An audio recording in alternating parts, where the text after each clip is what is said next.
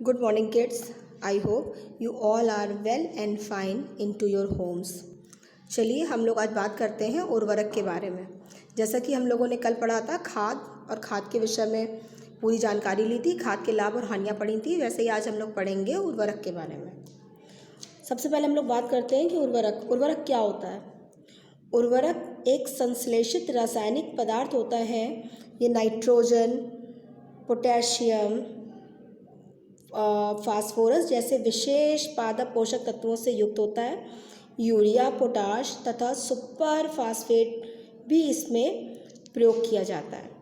अब हम लोग बात करेंगे उर्वरक से लाभ के बारे में। तो आप लोग जानते हैं हम लोगों को उर्वरक से क्या लाभ है। जो उर्वरक होता है मिट्टी में जब मिलाया जाता है तो मिट्टी की उर्वरता या फिर मिट्टी के पोषक तत्व को बढ़ा देता है। मतलब मिट्टी जो आपकी होती है वो और ज़्यादा उपजाऊ हो जाती है।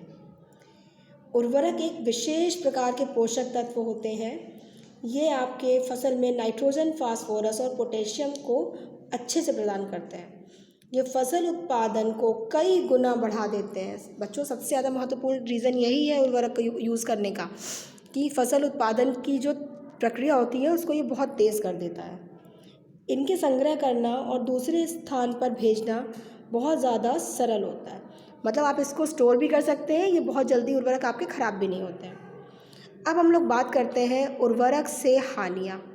बच्चों, जिस चीज़ से हमें फ़ायदा होता है उन कुछ चीज़ों से हमें उतना ही नुकसान भी होता है। तो देखते हैं कि उर्वरक से हमें क्या हानियाँ होती हैं। वर्षा और सिंचाई के कारण जो उर्वरक होते हैं वो धुल जाते हैं। मतलब वो ड्यूरेबल नहीं होता है, वो परमानेंट नहीं होता है। अगर आपने उर्वरक अपनी खेत में डाला है तो अगर बारिश हो गई तो उर्वरक जो है वहाँ से बह के आगे भी बढ़ सकता है या फिर धुल भी सकता है।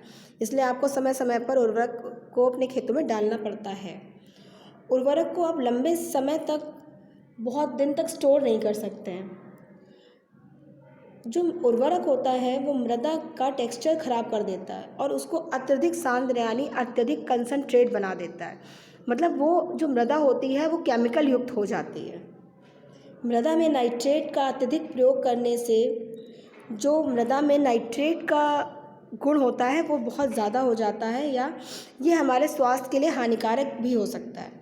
अगर हम लोग ज़्यादा मात्रा में उर्वरक का प्रयोग की जाने वाली सब्जियां या फल खाएंगे तो इससे हम लोगों को नुकसान भी हो सकता है। बच्चों, आप इस लेसन को बहुत ध्यान से पढ़िए, उर्वरक के बारे में बहुत ही ध्यान से पढ़िएगा और आगे के वीडियो में मैं आपको इस लेसन का आगे का पार्ट डिस्कस करूँगी। Thank you.